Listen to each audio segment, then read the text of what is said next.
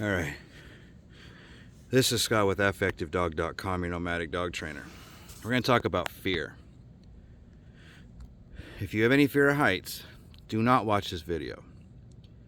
If you're like me and don't like sudden drop-offs, do not watch this video. Stop it now because I'm going to start showing height and depth. If you have vertigo or anything that's going to not let you see things from heights, from big drop-offs, do not watch this video. We can discuss it in the comments. We can discuss it later on. So I'm going to turn this video camera around. We're going to talk about fear. I don't want to put you through fear unless you really want it. But there's something that I want to discuss about fear is when you're anxious or you have fear, that is a positive. It sucks. But fear helps you find safety. I'm on top of my mother's roof right now of her house. It's not a 2-story house, but it sure as hell looks like one. It sure as hell is shaped like one. The reason why I can give you this video now is not because I got on the ground and created space. Because while I'm working, I'm not just like, oh, I gotta work. Yes, I gotta work, but I'm still afraid of drop-offs. That's my biggest thing. It's not so much the heights, because I'm up here on the roof. But it's because of the drop-offs that freak me out. So what does my brain do? Subconsciously, because this happens with animals that don't have nearly as many neurons as we do. They don't have nearly as much, have a different form of lived experience. They're not cognitive. They're not going to critical think everything that we do, that they do. When you have a fear, that is a positive to find safety. Neurochemicals are released, stress neurochemicals are released for arousal and stimulation.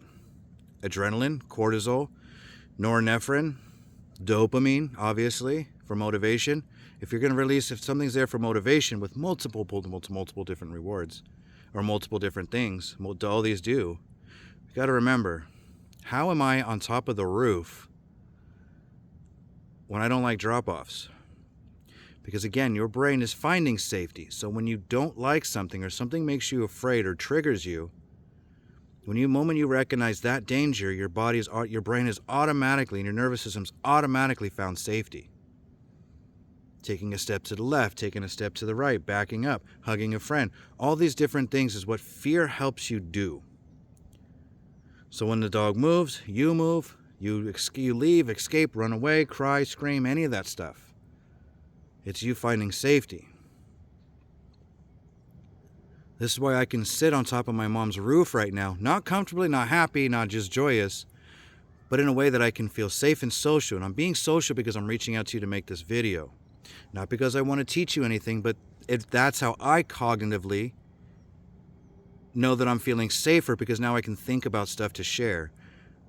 My priority was getting to safety, creating a safety so I don't feel like I'm going to feel in danger, even though I'm already in danger.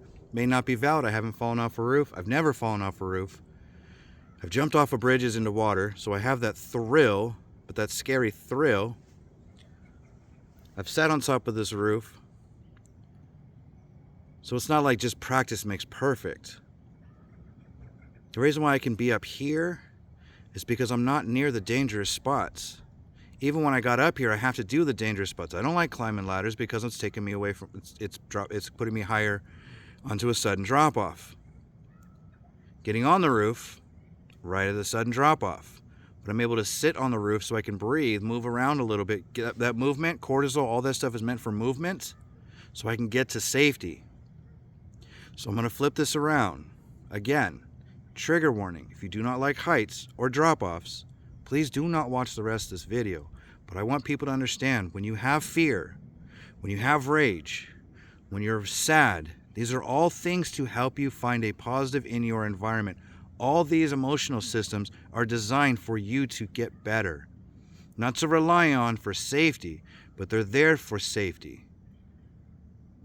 So I'm going to flip this camera on. I'm going to show you my environment. I don't love this. But my cognitive brain says I got to help mom get all this stuff out because she can't clean the gutters. I'm not even doing that great of a job. I'm trying to cheat.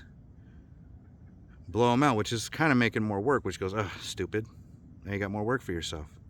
But even through those problems, I'm finding ways to fix it. That's what stress is supposed to do. So I'm going to flip this camera around in 5, 4, 3, 2, 1.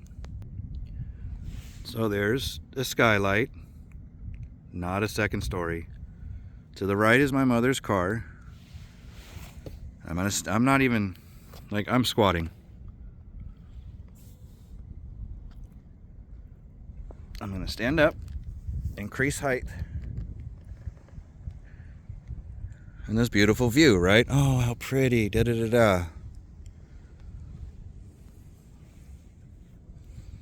I still gotta get down. My ladder's just down there against the tree. I gotta finish off that gutter. Not doing that one. That's too high for me. I'm scared. No. That's an absolute. That's scared. Nope, not doing. This one was, oh, okay. And it might have been because I saw that as too scary that this became easier. So that stress I had from this one, I can use to clean this one out. So I'm not done. I've got the leaf blower. I'm going to blow this down, get what I can out of the gutter, and then be done. I've been doing this for about 10 minutes now. And I did most of that side. Did not go to that edge. Nope, stayed completely away from that edge by like 4, 5, 6 feet. This way's a little bit closer to the ground, a little bit safer. I can probably jump off of it and roll.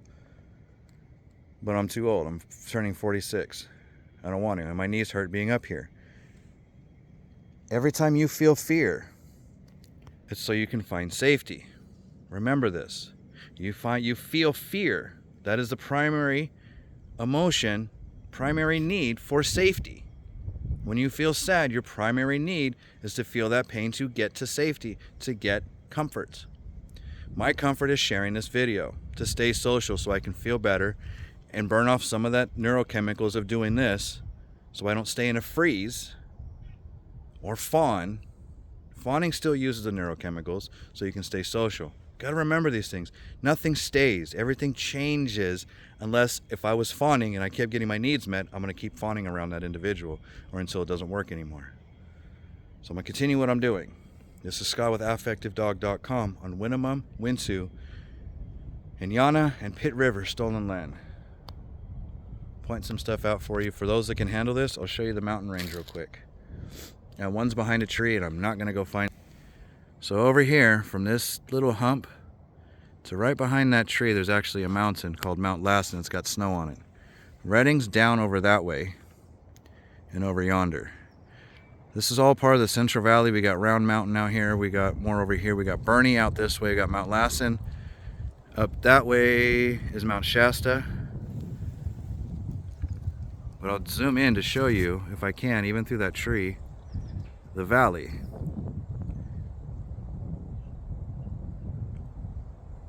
So through that tree right there is Mount Lassen. This was all a big volcano on the eastern range.